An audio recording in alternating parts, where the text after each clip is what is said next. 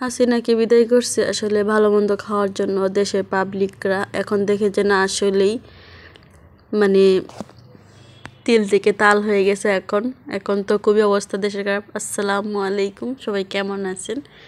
আলহামদুলিল্লাহ আমি অনেক ভালো আছি। যে যেখান থেকে আমার ভিডিওটা দেখছেন আশা করি আপনারা সবাই ভালো আছেন।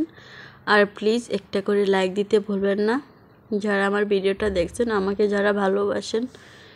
এই তো এখানে হচ্ছে আমার ছেলের জন্য খিচুড়িটা আমি ব্লেন্ডার করে নিয়েছি। আসলে এখানে খিচুড়ি রান্না করছি মিষ্টি কুমড়া, গাজর, পেঁপে, মানে একটু যা মানে হাতের কাছে সবজি ছিল দিয়ে আর কি, চাল 2 রকমের ডাল দিয়ে তারপর হচ্ছে রান্না করছি। এখন হচ্ছে আমার ছেলের জন্য খাবারটা রেডি করে গোসলের পানিটা বসিয়ে তারপর হচ্ছে এখন খাওয়িয়ে তারপর গোসল করিয়ে নিব।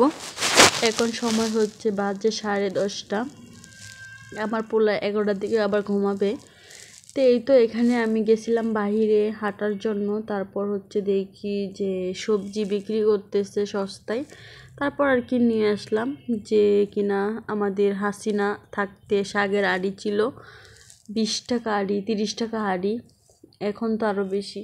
যাই হোক, মানে হাসিনাকে ষড়যন্ত্র করে তাড়ানো হয়েছে ভালো মন্দ খাওয়ার জন্য, কিন্তু তার বিপরীত হলো সবটাই। এখানে আমি কিছু জিনিসপত্র সস্তায় পাইছি বলে আর কি নিয়ে আসছি। এখন এগুলো হচ্ছে আমি সিদ্ধ করে ডিপ করে রেখে দিব।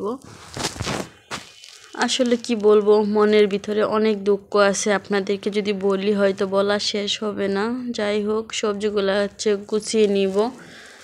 আমি একজনের 50,000 টাকা ধার দিয়েছিলাম, ওই টাকাটাও আসলে আমাকে দিতেছে না। আমার হাতে পায়ে ধরছে, ধরার পরে ওই টাকাটা নিচ্ছে। এখন মানে ফোন দিলে ফোন রিসিভ করে না, ফোন ধরে না। অনেক একটা ঝামেলার মধ্যে আছি আর কি। তো সবাই দোয়া করবেন আমার জন্য। মানে কি বলবো, মানুষকে আসলে বিশ্বাস করলে অনেক ঠকতে হয়। আমাদেরই মানে দূর সম্পর্কের একজন ভাবি লাগে, তো অনেক মানুষের কাছ থেকে সে মানে লেনাদেনা করছে, তা আমি সেটা জানতাম না। আর 50,000 টাকা আমার খুব কষ্টের জমানো টাকাটা ছিল। সে বলছে কি যে আমি দিয়ে দিব, আমি জীবনেও তোমার সাথে বেইমানি করব না, তুমি আমার ছোট বোন। মানে অনেক কিছু বলছে, মানে অনেক দেখাইছে, আমার আশ্বাস দেখাইছে যে তুমি আমার ছোট বোন, আমি তোমার কখনো এরকম করব না, তুমি আমার বোনের মতো, আমার আর বোন নাই, আমার বাপের ওয়ারিশ বেচে তোমারে দিব। অনেক ধরনের মানে কথাবার্তা বলে তারপর হচ্ছে আমার কাছ থেকে, তারপর মনে করেন যে আমি দিলাম 50,000 টাকা, তাও ঢাকার থেকে বিকাশে পাঠাইছি। দেশে গেছিলাম ঘুরতে, ওইখানে 50,000 টাকা ছিল, আরেকজনের কাছে নিয়ে গরু কিনছে, বলছে অর্ধেক অর্ধেক লাভ দিবে আমারে, কিন্তু দেয় নেই। তো আমি আল্লাহর কাছে তৈছি, আল্লাহ তুমি ওদের বিচার করো, আমার আর কিছু বলার নেই। আমি অনেক কষ্ট পাইছি জানেন। 50,000 টাকা দিছি, গরু কিনছে, বলছে কি ওটা মানে ভাগে আমারে দিবে, তাই আমার দেয় নেই। তাই আমি বলছি আমার আসলটা আমারে দিয়ে দেন, তা নাহলে আমি আসলটাও পাবো না। পরে নিয়ে আসছি, ওই মহিলা শুনছে, শোনার পরে কার কাছ থেকে নাম্বারটা নিয়ে আমারে ফোন দিছে। ফোন দেওয়ার পরে তো আমারে অনেক মানে রিকোয়েস্ট করলো, করলো যে আমি বিপদে আছি বোন, আমার টাকাটা দেও, আমি অনেক উপকার হব। তো আমি সুন্দর বিশ্বাস করে টাকাটা দিয়ে দিচ্ছি, আসলে চোখ বন্ধ করে। তো ভাবছি হয়তো দিয়ে দিবে, আমি এখনও বিশ্বাস করি দিবে, কিন্তু ঘুরাচ্ছে টাকাটা। ফোন দিলে ফোন ধরে না, করে না, অনেক সমস্যা করতেছে আর কি। এই তো এখানে দেখেন লতা ক্রিম কেউ দিবেন না, আমি সবাইকে নিষেধ করি। যাদের স্কিন পাতলা ওদের স্কিন আরও পাতলা করে ফেলবে, এটা আমি কখনো দিই নাই, কিন্তু মানুষের কাছ থেকে শুনছি, আসলে আমি এটা জীবনেও ইউজ করি নাই। আর কিছু সবজি আমি ডিপ করে রাখবো দেখে হচ্ছে মানে বক্স আনাইছি, রায়বাজার থেকে বক্স আনছে যে, তারপর হচ্ছে এখন বক্সে রাখবো ডিপ করে, যখন মন চায় তখন আমি রান্না করতে পারবো। সবজির যে পরিমাণ দাম, নষ্ট করলে তো একদমই চলবে না।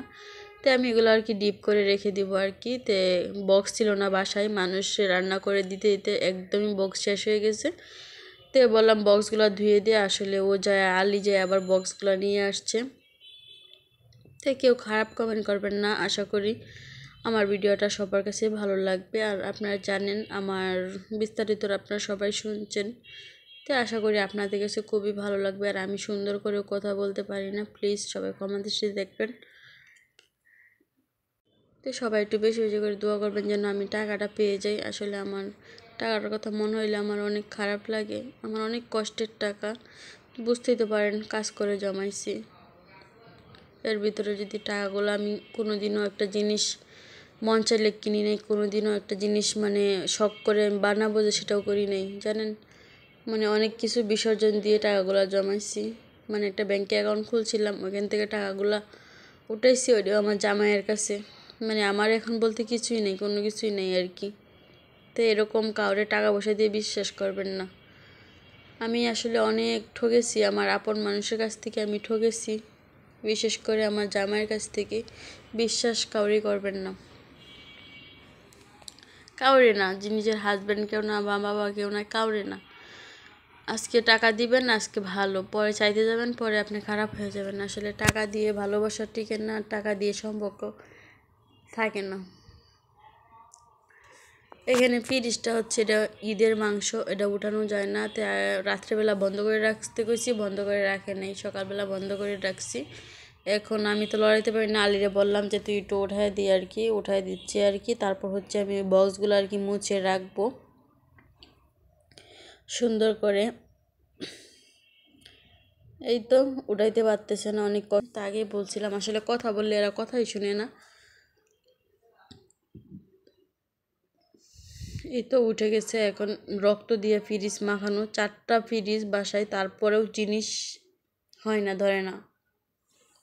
এত পরিমাণ ভেজাল, গুছিয়ে রাখতে পারি না। আসলে আমি দেশে গেছিলাম, ওরা অবস্থা খুবই খারাপ করে রাখছে, ফ্রিজ টিরিজ রান্নাঘর সব মানে এলোমেলো করে রাখছে। এখন আমার মন মতো করে আমার গুছিয়ে নিতে হবে, যেহেতু আমি বেবি হওয়ার জন্য কিছুদিন বিরতি ছিলাম, আমার বেবি হয়েছে।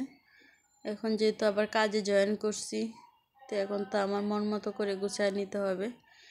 দেখেন সব দিয়ে ভরা, এগুলো পরিষ্কার করতে হবে। আসলে সব কিছু তো ক্যামেরা বন্দি করা যায় না।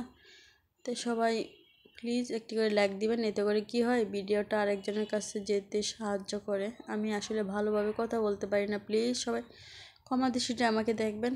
এই তো দেখেন বক্সগুলো আমি আর কি রাখতেছি আর কি, মোছা শেষ হয়ে গেছে। আর আমার তো কোনো ভিডিও করার স্ট্যান্ড নাই যে আমি স্ট্যান্ড দিয়ে সুন্দর করে ভিডিও করব। প্লিজ সবাই ভিডিওটা শেয়ার করে দিবেন, জানি ভালো লাগবে না, ভালো লাগতে লাগতে ভালো লাগবে আশা করি। তো সবাই ভালো থাকবেন, আজকে এই পর্যন্ত, আল্লাহ হাফেজ।